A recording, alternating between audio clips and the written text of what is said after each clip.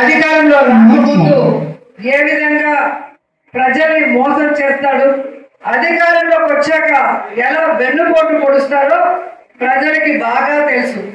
అయినా ప్రతిసారి ఆయన అబద్ధాలకి మోసపోతూనే ఉన్నారు. కనీసం ఇప్పటికైనా ప్రజలు మేల్కొనాలి అంటే వైఎస్ఆర్సీపీ నాయకులు ప్రతి ఇంటికి వెళ్ళాలి.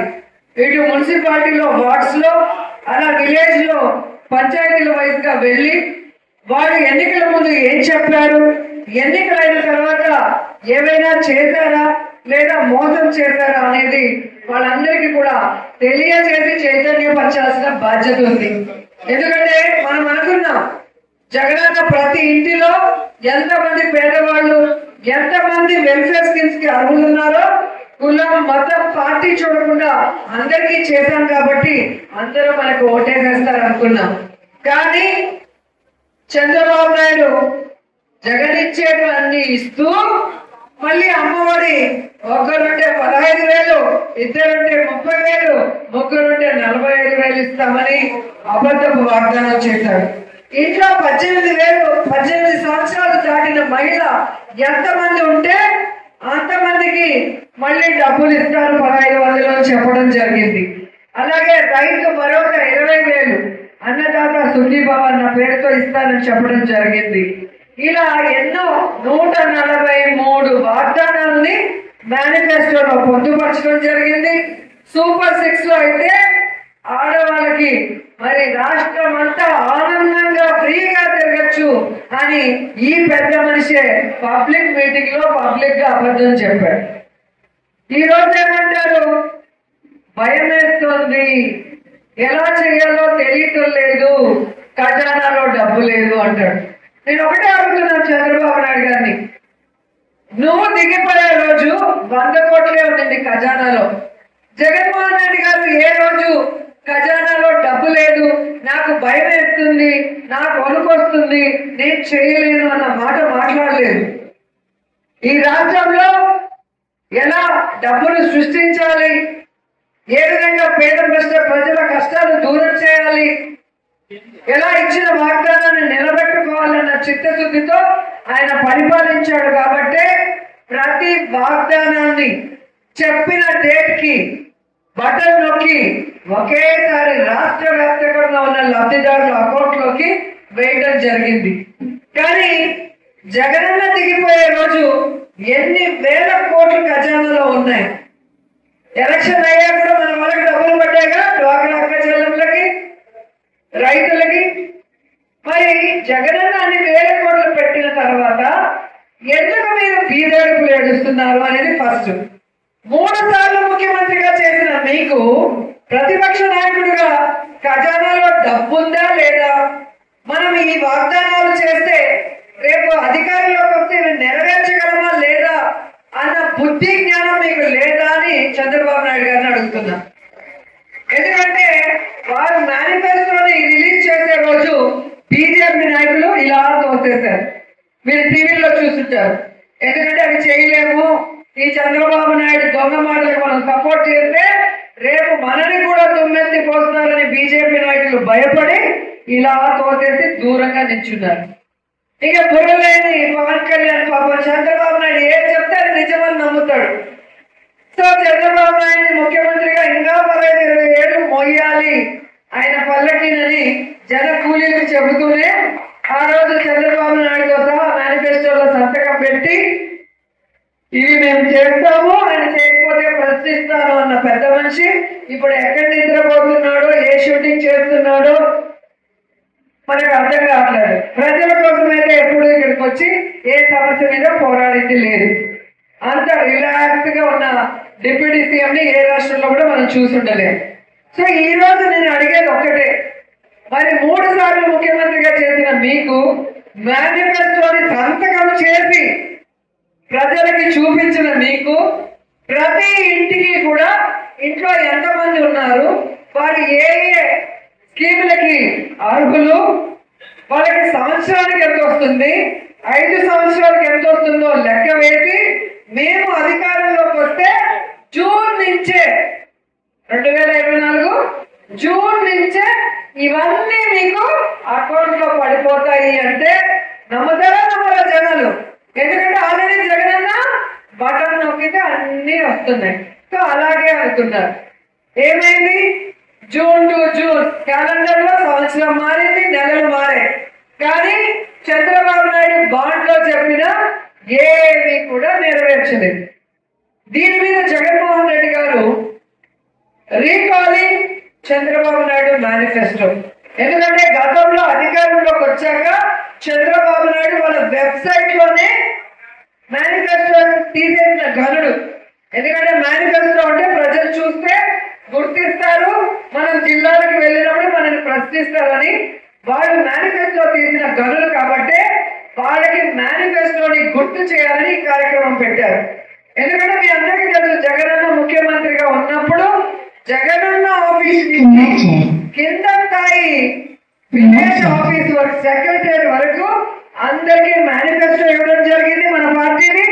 దాంట్లో మనం ఏమేమి వాగ్దానాలు చేశామో అవన్నీ ప్రజలకి అందుబాటులోకి వచ్చాయా లేదా అని అందరూ కూడా చేసే విధంగా వాళ్ళని పరుగులు తీయించడమే కాకుండా ప్రజాప్రతినిధుల్ని ప్రతి ఇంటికి గడప గడపకు వెళ్ళి మనం చెప్పినవి అందాయా లేదా, ఎక్కడైనా ఆఫీషియల్స్ ఎక్కడైనా కొల్లుడయ్యి నాయకులతో ఎవరికైనా రాకుండా చేశారా తెలుసుకొని వాళ్లకు చెయ్యండి ఇలా చెప్పాడు. ఆ విధంగా మనం పనిచేద్దాం. సో అదే విధంగా చంద్రబాబు నాయుడు చెయ్యలేదు కాబట్టి ఆయన మేనిఫెస్టో ఏంటి గుర్తు చేయాలని ఈ కార్యక్రమాన్ని విజయవాడలో మీటింగ్ పెట్టి అనౌన్స్ చేస్తే ప్రతిదీ కాపీ పేస్ట్, కాపీ క్యాట్ అంటారు చూస్తారా? సో జగన్ గారు ఏం చేస్తే దాన్ని కాపీ కొట్టడం తప్ప పని చేయడు చంద్రబాబు నాయుడు. అలాగే ఇది కూడా మనం రీకాలింగ్ చంద్రబాబు నాయుడు పెట్టాము. ఎందుకంటే ఆయన చెప్పింది చేయలేదని. వెంటనే సుపరిపాలన తొలి అడుగు అంటూ వాళ్ళ మనుషుల్ని పంపించారు. నిజంగా మనం చేసినట్టు ప్రతి ఇంటికి వెళ్లి మేనిఫెస్టో చూపించి టిక్కులు పెట్టించే ధైర్యం తెలుగుదేశం పార్టీకి జనసేనకి ఉందా అని అడుగుతున్నాం.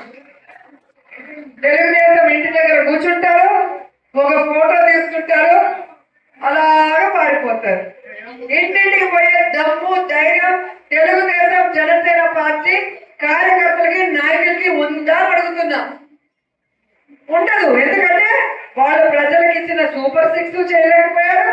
143 హామీల్లో ఈరోజు పెన్షన్లు ఏ విధంగా వికలాంగులకు తీసేస్తున్నారు, ఏ విధంగా పార్టీ వైజ్ తీసేస్తున్నారో కళ్ళారో చూస్తున్నారు. వాళ్ళందరూ బడ్జెట్ చేస్తారు. ఇక అమ్మఒడి విషయానికి వస్తే ఏ విధంగా జగన్మోహన్ రెడ్డి గారు పొదిలి మీటింగ్ లో ఆ జన సముద్రాన్ని చూసి రాత్రికి రాత్రి జీవో రిలీజ్ చేశాడు. రాష్ట్ర వ్యాప్తంగా ఒకరికి ఎంతమంది పిల్లలు ఉన్నారు, ఎంతమంది స్కూల్లో చదువుతున్నారు, ఎంతమంది అమ్మఒడి ఒక కుటుంబానికి ఇవ్వాలి అని ఏ డేటా లేకుండా గుడ్డెత్తు చేతిలో పడ్డట్టు ఒక జీవో ఇచ్చి రిలీజ్ చేశారు. మరి ఒక బిడ్డ ఉంటే 85 లక్షల మంది తల్లులకి జగనన్న ఇచ్చాడు. మరి ఒక బిడ్డకి ఇచ్చినా 25 లక్షల మందికి ఇవ్వాలి కదా. మరి 50 లక్షల మందికే ఇచ్చి 30 లక్షల మందికి నువ్వు వెన్నుపోటు పొడిచావంటే ఇక 2 పిల్లలు 3 పిల్లలకి నువ్వేం అమ్మఒడి ఇస్తావో ఒకసారి చెప్పాలి. రెండవది, కొంతమందికి 15,000, కొంతమందికి 8,000, కొంతమంది 5,000 అంట. మీరు డోర్ టు డోర్ వెళ్ళినప్పుడు మీకే తెలుస్తుంది. ఒక కుటుంబంలో అమ్మఒడి ఇస్తే 15,000 ఇవ్వాలి. నువ్వు చెప్పినట్టు 3 పిల్లలు ఉంటే 40,000 ఇవ్వాలి, 2 ఉంటే 30 ఇవ్వాలి. ఇచ్చే ఒకరికి 7,000, 8,000, 10,000 అంటే ఇది ఏమి లెక్క? ఇది ఏమి లెక్క అని అడుగుతున్నాం.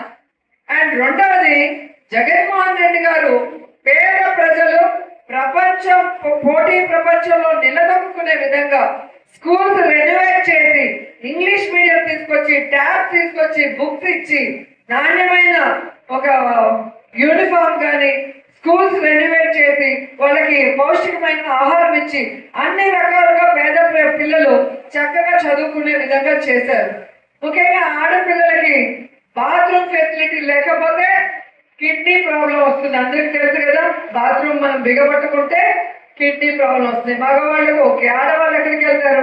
దానికోసం బాత్రూమ్లు కట్టించి వాటి మెయింటెనెన్స్ కి 1000 రూపాయలు ఆ సచివాలయంలో సెక్రటరీ అకౌంట్ లో ఇస్తే ఇది జగన్ అకౌంట్ కి వెళ్ళిందా, జగన్ దోచుకున్నాడా అని మాట్లాడిన లోకేష్ ఈ రోజు నేను అడుగుతున్నాను, మీరు అధికారంలోకి వచ్చాక ఒక్క స్కూల్ అయినా రెనోవేట్ చేశారా? ఒక్క స్కూల్ రూమ్ అయినా కట్టారా? ఒక బాత్రూమ్ అయినా కట్టారా? ఈరోజు ట్యాక్స్ తీసేసి ఇంగ్లీష్ మీడియం తీసేసి ఎక్కడ పనులు అక్కడ ఆగిపోయి 2000 ఎవరి అకౌంట్ లోకి వేసారో తెలియకుండా 13,000 అయితే 2,000 పట్టుకున్నారు. ఆ 2,000 ఎక్కడికి వెళ్ళాయి చెప్పగలరా?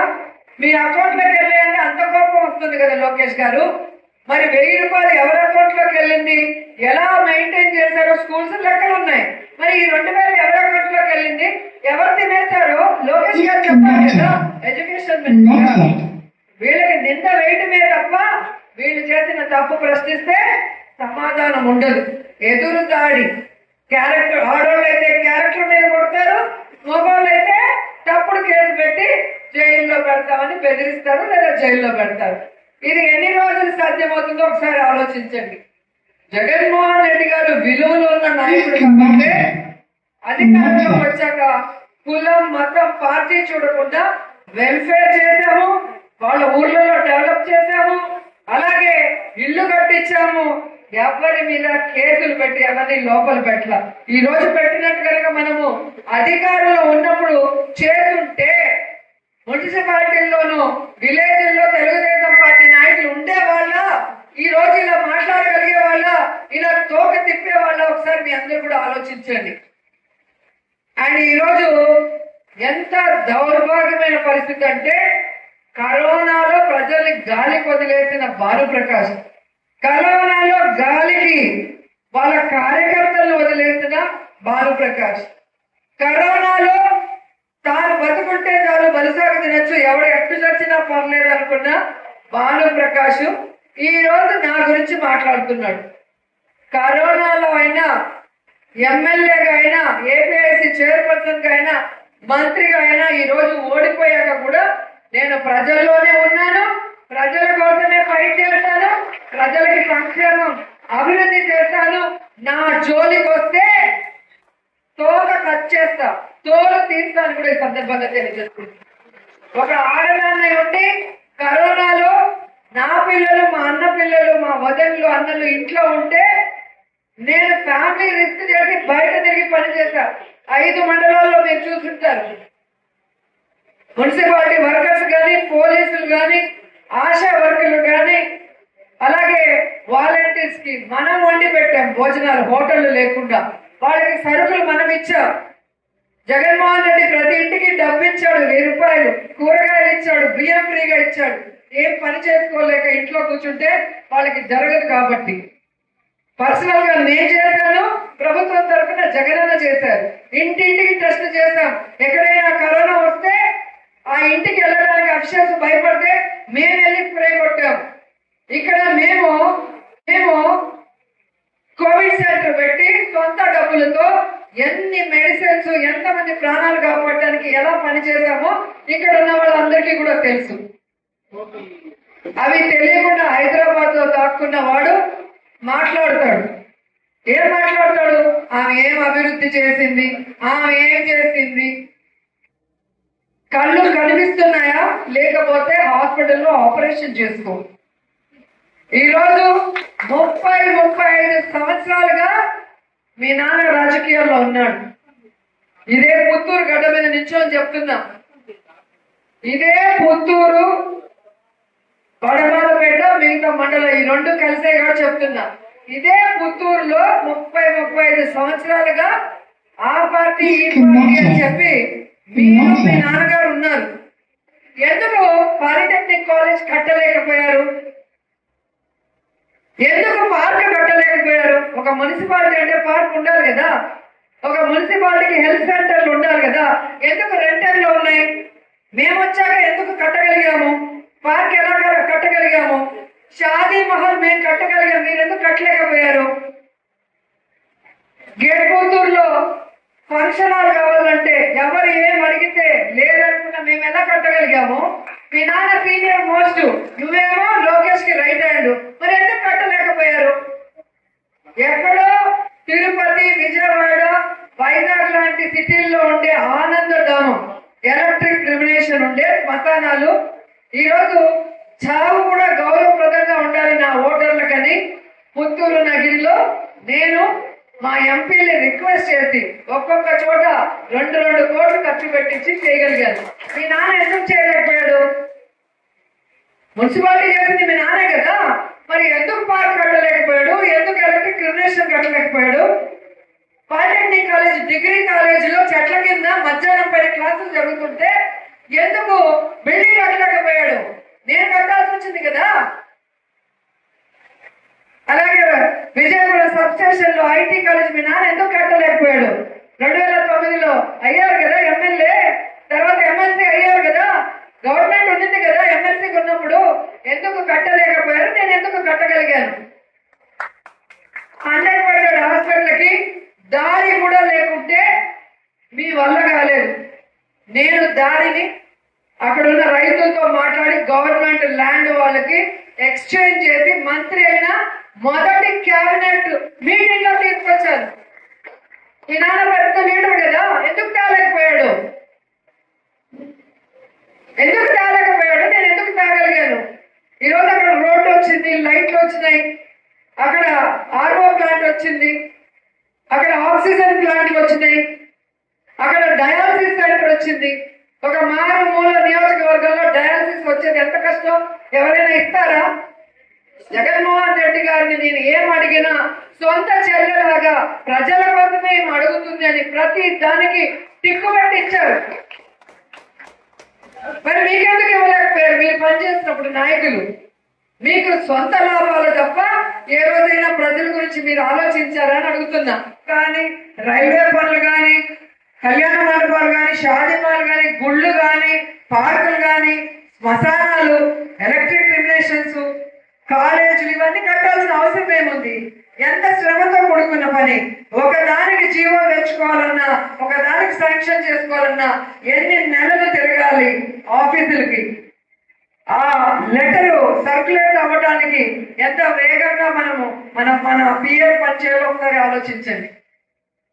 సో మాట్లాడటం ఈజీ. ఆమె ఏం చేసింది, ఆమె షూటింగ్ చేసుకుంటుంది. నేను ఒకటే అడుగుతున్నా, నేను ఎమ్మెల్యేగా ఉన్నప్పుడు నెలకు 2 రోజులు షూటింగ్ చేస్తే తప్పంటారు. మరి ఈ రోజు డిప్యూటీ సీఎం గా ఉంటూ, ఒక పార్టీకి అధ్యక్షుడిగా ఉంటూ, ఈ రాష్ట్రంలో నువ్వు సంతకం పెట్టిన ఉమ్మడి మేనిఫెస్టోలో ఏది జరగకుండా అందరూ నష్టపోతుంటే, ఈరోజు ఆడవాళ్ళు రేపు కాబట్టి, ముక్కలు కాబట్టి చచ్చిపోతుంటే, విద్యార్థులు ఉద్యోగాలు లేక, నిరుద్యోగ వృత్తి లేకుండా వాళ్ళ చెప్పుతో వాళ్లే కొట్టుకుంటుంటే, రైతులకి మద్దతు ధర లేక అన్నదాత సుఖీభవ ఫైనాన్షియల్ సపోర్ట్ లేకుండా సూసైడ్ చేసుకుంటుంటే, నువ్వు హరహర వీరమల్లు అంటావు, ఇంకో షూటింగ్ అంటావు, ఇంకో షూటింగ్ అని వెళ్తున్నావే తప్ప ఈ రోజు ప్రజల గురించి ఆలోచిస్తున్నావా? అలాంటి వారి గురించి మాట్లాడే దమ్ము, ధైర్యం భానుప్రకాష్ ఉందా నేను అడుగుతున్నా. ఈరోజు ఈ ఆంధ్రప్రదేశ్ లో ఎంతో మంది సినిమా ఆర్టిస్టులు ఎమ్మెల్యేలు అయ్యారు. ఎవరైనా నియోజకవర్గాల్లో ఇల్లు కట్టుకొని వాళ్ళ కుటుంబం మొత్తం అక్కడే ఉండి రాత్రి పగలు ప్రజల ఫోన్లకి ఆన్సర్లు ఇస్తూ వారి సమస్యల కోసం, అభివృద్ధి కోసం, వెల్ఫేర్ కోసం పరిగెత్తారా? ఒకసారి ఆలోచించండి. తండ్రి పేరు చెప్పుకొని బతికే ఇలాంటి వాళ్ళు కూడా, తండ్రి ఏ విధంగా పైకి వెళ్ళాడో మనందరికీ తెలుసు, ఈ నియోజకవర్గం అంతా తెలుసు. ఈరోజు తండ్రి విగ్రహం పెట్టగానే వీడు గొప్పవాడైపోతాడని వీడు అనుకుంటున్నాడు. కానీ జనాలకు తెలియదు వాళ్ళ నాన్న ఎలా చనిపోయారు. కాణిపాకంగా ప్రమాణం చేద్దామంటున్నాడు. నేను నీకు ఛాలెంజ్ చేస్తున్నా, తల్లిని మించిన దైవం లేదు. కాణిపాకానికి వస్తా, ముందు మీ అమ్మ దగ్గరికి రా. నువ్వు ఎలాంటి వాడో మీ అమ్మ, మీ తమ్ముడు, మీ చెల్లెలు మాట్లాడిన తర్వాత అప్పుడు కాణిపాకం వెళ్ళే ఓపిక, ధైర్యం నీకుంటే అప్పుడు నేను వస్తా. మైక్ చేతిలో ఉంటే, కెమెరా ముందుంటే ఏది పడితే అది మాట్లాడితే ఎవరు ఒప్పుకోరు. 45,000తో గెలిచావు, 45,000తో గెలిచానని చెప్తున్నావు. మీరంతా ఎలా గెలిచారో ప్రజలకు తెలుసు. కరోనాలో ప్రజలకి దగ్గరుండి పనిచేశారా? ప్రజలకి ఒక ముద్ద అన్నం పెట్టారా? విద్యార్థులకి గతంలో కానీ ఇప్పుడు కానీ ఉద్యోగాలు, నిరుద్యోగ భృతి ఇచ్చారా? ఆడవాళ్ళకి ఏమన్నా గౌరవాన్ని, సెక్యూరిటీని ఇచ్చారా? ఎందుకు మీరు గెలిచారు? ఎన్నికలైన రోజు ఉన్న అకౌంట్ నెంబర్కి మళ్ళీ కౌంటింగ్ రోజు ఉన్న నెంబర్కి 45 లక్షల ఓట్లు ఎలా పెరిగాయి అది చెప్పండి. ఎక్కడైనా బ్యాటరీ అనేది ఈవీఎంలో తగ్గుతుంది. రోజు రోజుకి మన సెల్ ఫోన్ కూడా మనం చూస్తాం, బ్యాటరీ తగ్గటమే కానీ పెరగటం ఎక్కడైనా చూస్తామా? మరి 99% ఎలా పెరిగిందో మీరు ఎలా గెలిచారో అందరికీ తెలుసు. ఆ రోజు మేము యామర్పాటుతో ఉన్నాం కానీ దొంగ తీశారు. ఇప్పుడు లోకల్ బాడీ ఎలక్షన్స్ వస్తాయి కదా, అప్పుడు తెలుస్తుంది ప్రజలు మీకు నిజంగా ఓట్లు వేశారా, మీరు ఈవీఎంని మ్యానిపులేట్ చేసి ఓట్లు వచ్చినాయో ఆ రోజు అర్థమవుతుంది. మీ నాన్న అంత కష్టపడితేనే 1000-2000 ఓట్లతో గెలిచాడు. ఏంటో నువ్వేం పని చేసినట్టు చాలా గొప్పగా మాట్లాడుకుంటూ మా మీద నిందలు వేయాలంటే, మా నాయకులు కనుక తిరగబడితే నువ్వు నియోజకవర్గంలో కూడా తిరగలేదు. ఆ విషయం తెలుసుకోండి. మా జగనన్న మేము డిసిప్లిన్ గా ఉన్నాం.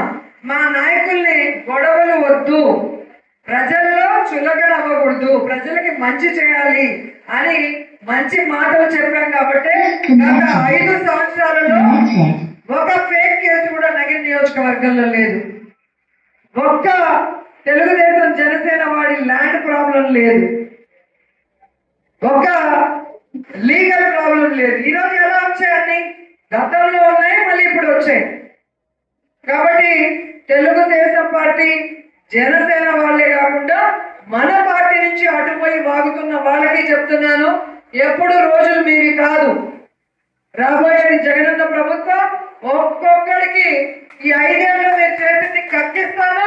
మీరు చేసిన తప్పులకి రాజ్యాంగబద్ధంగా, న్యాయబద్ధంగా మీకు శిక్ష పడేలాగా చేస్తానని కూడా ఈ సందర్భంగా తెలియజేసుకుంటూ, ఈ రోజు ఈ రీకాలింగ్ మేనిఫెస్టో ద్వారా సిన్సియర్ గా గుంపులు వెళ్ళకపోయినా పర్లా, ఒక్కొక్కరైనా వెళ్ళొచ్చు. మీ వార్డులో మీరు వెళ్ళి వాళ్ళ మేనిఫెస్టో ఈ యొక్క మనం ఇప్పుడు చూపించాం కదా, ఈ బార్కోడ్ ని స్కాన్ చేస్తే మీకు చంద్రబాబు నాయుడు, పవన్ కళ్యాణ్ ఉమ్మడి మేనిఫెస్టో వస్తుంది, అలాగే సూపర్ 6 వస్తుంది. సో వీటిని వాళ్ళకి చూపించి వీటిలో ఏమేమి వచ్చాయి, ఏమేమి రాలేదు అని వాళ్ళని అడగండి. ఏమొచ్చాయో ఆ ఇంటి నెంబరు, పేరు రాసుకొని అవి రాసుకోండి. ఒకవేళ ఎలిజిబిలిటీ ఉండి రాకపోతే అవి కూడా రాసుకొని వస్తే వాళ్ళు ఏం చేశారు, అది సుపరిపాలన, శుద్ధ దండగ పరిపాలన అనేది మనం చెప్తాం. సో ఈ కార్యక్రమాన్ని భయపడాల్సిన అవసరం లేదు, మనం తప్పు చేయలేదు. అప్పుడు ఎలాగైతే మనం ఇచ్చిన మేనిఫెస్టోలో అన్ని చేశామా లేదా అని వెళ్ళామో, ఇప్పుడు చంద్రబాబు నాయుడు ఇచ్చిన మేనిఫెస్టో వాళ్ళకి గుర్తు చేస్తూ చేశారా లేదా అని, వాళ్ళు ఇచ్చిన బాండ్లోని వాళ్ళకి వచ్చిందా లేదని తెలుసుకునే కార్యక్రమమే ఈ రీకాలింగ్ మేనిఫెస్టో చంద్రబాబు. సో ప్రతి ఒక్కరు కూడా మనకి 5-6 రోజుల టైం ఉంది. ఈ లోపల అందరూ కూడా దీన్ని పూర్తి చేసి మీరు రాసుకున్న పేపర్స్ అన్ని మాకు ఇవ్వాలని కూడా కోరుకుంటూ, మీ ద్వారా తెలుగుదేశం, జనసేన వాళ్ళకి చెప్తున్నాను, మహిళ అని చూడకుండా పిచ్చి పిచ్చిగా వాగితే అధికారం ఉందని ఎవరు కూడా ఊరుకునే పరిస్థితి ఉండదు. లిక్కర్ విషయం మీ అందరికీ కూడా చెప్పాలి నేను, ఎందుకంటే పార్టీలో ఉన్న నాయకులకు ఒక అవగాహన వస్తేనే మీరు గ్రామాల్లో, వార్డులో వెళ్ళినప్పుడు ప్రజలకు చెప్పడానికి అవకాశం ఉంటుంది. ఈ రీకాలింగ్ లో వాళ్ళు మాట్లాడిన మద్యం గురించి కూడా ఉంటుంది. ఏదో మద్యపాన నిషేధం చేస్తా, నియంత్రిస్తా, నాణ్యమైన మందిస్తా, ఇంకేదో చెప్పారు. ఒకటే నేను అడుగుతున్నా, ప్రభుత్వం మందు అమ్మితే కమిషన్లు వస్తాయా, ప్రైవేట్ వాళ్ళు మందు అమ్మితే కమిషన్లు వస్తాయా? చెప్పండి, ఏదో చెప్పండి. ఇంకొక ప్రైవేట్ వాడికి పాట పాడుకుంటాడు ఒక షాప్ పెట్టడానికి, ఆ షాప్ వాడికి డబ్బు వస్తుందా? రాదు. అప్పుడు ఏం చేస్తాడు? పర్మిట్ రూములు పెడతాడు, బెల్ట్ షాపులు పెడతాడు, డోర్ డెలివరీ ఇస్తాడు. ఇవన్నీ వస్తాయి కాబట్టి కమిషన్లు ఇస్తాడు. అదే ప్రభుత్వము బెల్ట్ షాపులు తీసేసి, పర్మిట్ రూములు తీసేసి, 33% మందు షాపులు తీసేసి, లిమిటెడ్ షాపులు ప్రజలకి దూరంగా పెడితే, అది కూడా టైం లిమిట్ పెడితే ఎలా ప్రభుత్వం మనకి కమిషన్లు ఇస్తుందో ఒకసారి మీ అందరు కూడా ఆలోచించాలి. ఎందుకంటే జగన్మోహన్ రెడ్డి గారు ఆదాయం కన్నా పేదవాడి ఆరోగ్యం ఆర్థిక పరిస్థితి ముఖ్యమని చెప్పి వాళ్ళకి దూరంగా షాపులు పెట్టారు. 10 గంటల నుంచి 7 గంటలు 8 గంటల వరకు పెట్టారు. ఈ రోజు ఎన్ని గంటలకు తెరుస్తుంది? పొద్దున 3-4కు తెరుస్తుంది. రేపటి నుంచి ఉంటుంది వీళ్ళకి సినిమా. తెలుగుదేశం జనసేన వాళ్ళకి రేపటి నుంచి సినిమా ఉంటుంది. ఎవడైనా పొద్దున్నే గాంధీ షాపులు తెరవమనండి, వాళ్ళు తోలు తీస్తే అప్పుడు తెలుస్తుంది గమ్మునున్న వాళ్ళని ఎందుకు నిద్రలేపు తిట్టామా, వాళ్ళని ఎందుకు గెలుపుకున్నామనేది వాళ్ళకి తెలియాలి. విచ్చల విడిగా పోలీసులు సహకరిస్తున్నారని మద్యం మాఫియా, బియ్యం మాఫియా, ఇసుక మాఫియా, గంజా మాఫియా చేసుకుంటూ ఈరోజు భానుప్రకాష్ మనని మాట్లాడడానికి సిగ్గుందా అని అడుగుతున్నా. మీకే తెలుసు, ఇదే పుత్తూరులో తెలుగు యువత ఎవరు? హరి. ఏం పని చేస్తాడు అబ్బాయి? గంజాయి. ఎన్ని సంవత్సరాలుగా గంజాయి? తెలుగుదేశం గవర్నమెంట్ లో ఉన్నప్పుడే అతని మీద ఎన్ని కేసులు ఉన్నాయి? ఇసుక మీద, గంజా మీద. మళ్ళీ మన గవర్నమెంట్ లో వైజాగ్ లో పట్టుబడినప్పుడు ఆయన ఏం చెప్పాడు? ఎన్నో ఏళ్లుగా నేను గంజా ఇక్కడి నుంచి తీసుకెళ్లి పుత్తూరు కాలేజీల్లో పంచుతాను. అంటే పుత్తూరు ఎడ్యుకేషన్ హబ్ లో పిల్లల్ని చెడగొట్టి వాళ్ళ జీవితాన్ని నాశనం చేసే వ్యక్తిని రైట్ హ్యాండ్ గా పెట్టుకుంటాడు మన భానుప్రకాష్. మళ్ళీ ఈ రోజు ఆయన మాట్లాడతాడు. ఇతనే హరి. పుత్తూరు వాళ్ళందరికీ తెలుసు కదా ఇతను చేసేది ఏంటి? గంజా మాఫియా. ఇలాంటి వాడిని ఎందుకు పక్కన పెట్టుకున్నాడు భానుప్రకాష్? వాడు చేసేది అందరికి వీడు సపోర్ట్ చేస్తే వాడు వీడికి ఖర్చు పెడతాడు మీటింగ్లకి, ఫ్లెక్సీలకి అని. వీడు చేసిన తప్పు కదా. వీడి కేసులు ఏ సంవత్సరంలో రికార్డ్ అయ్యి ఒకసారి చూస్తే నీతో ఉన్న వాళ్ళు ఎవరనేది నీకు అర్థమవుతుంది. అలాగే మీరు చూస్తే ఎవరిదయ్యా అంటే తెలుగుదేశం పార్టీ భానుప్రకాష్ కి రైట్ హ్యాండ్ అని చెప్పి ఏదైతే సిఐ గారు పట్టుకున్నారో బియ్యం, ఆ ఫోటోను ఆయన వీడియోను పెట్టి ఆయన మాట్లాడిన మాటలే, జాయింట్ జార్ లో పట్టుకున్నా 13,000 టన్నులు పట్టుకున్నా, ఫలానా అమృతరాజు నాడారు ఆ దొంగ అనేది చెప్పాడు. అప్పుడు మన వాళ్ళు ఏం చేశారు? వాడు టీడీపీ రైట్ హ్యాండ్, వాడు ఈ విధంగా బియ్యము, ఇసుక స్మగ్లింగ్ చేస్తాడు. ఇది ఎప్పుడో వాళ్ళ నాన్నకాలం నుంచి చేస్తున్నాడు, ఇది ఆర్గనైజ్డ్ క్రైమ్ అని చెప్పి సోషల్ మీడియాలో సర్క్యులేట్ చేశారు.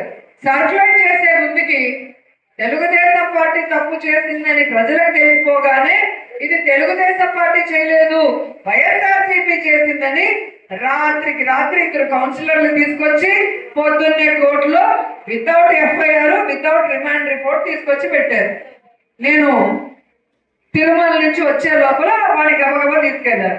నేను మా లాయర్ గారిని తీసుకొని కోర్టు దగ్గరికి వెళ్తే, ఎందుకయ్యా తీసుకొచ్చారు? రిమాండ్ రిపోర్ట్ ఉండాలి, అలాగే ఎఫ్ఐఆర్ కాపీ ఉండాలి కదా.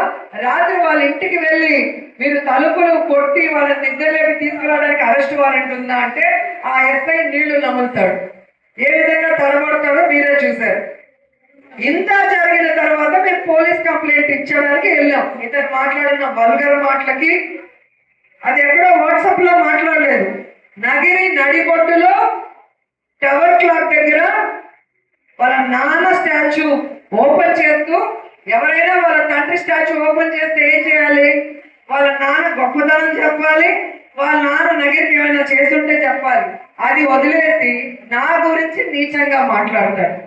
కాబట్టి అది సోషల్ మీడియా కేసు కాదు, పబ్లిక్ లో నా పరువు తీశాడు. ఒక మహిళగా, ఒక ఎక్స్ మినిస్టర్ గా, ఒక గృహిణిగా నాకు గౌరవించకుండా నా గౌరవానికి భంగం కల్పించారు. కాబట్టి నేను పోలీస్ స్టేషన్ కి వెళ్ళి కంప్లైంట్ ఇవ్వడం జరిగింది. సోషల్ మీడియాలో సర్క్యులేట్ చేసిన వాళ్ళని కొట్టి ఫోన్లు తీసుకుంటే, అలా మీరు ఫోన్లు తీసి కొట్టేదానికి మీకు అర్హత లేదు, సుప్రీంకోర్టు, హైకోర్టు మీకు సర్క్యులర్లు ఇచ్చారు కదా అని చెప్పి మాట్లాడటం జరిగింది. ఆ రోజు ఈవినింగ్ ఏం చేశాడు? మళ్ళీ సిగ్గు లేకుండా ప్రెస్ మీట్ పెట్టి, ఇది టీడీపీ వాళ్ళు చేసిన తప్పు కాదు, ఇది వైసీపీ వాళ్ళు చేసింది, నేనే దగ్గరుండి పట్టించాను అని చెప్పాడు. సరే, నేను ఒకటే అడుగుతున్నాను ఈ రోజు పుత్తూరు వాసుల ముందర, నేను ఆ రోజు చెప్తున్నా, ఈ రోజు చెప్తున్నా, ఆ పట్టుకున్న అమృతరాజు అనే వ్యక్తి ముద్దకృష్ణనాయుడు కాలం నుంచి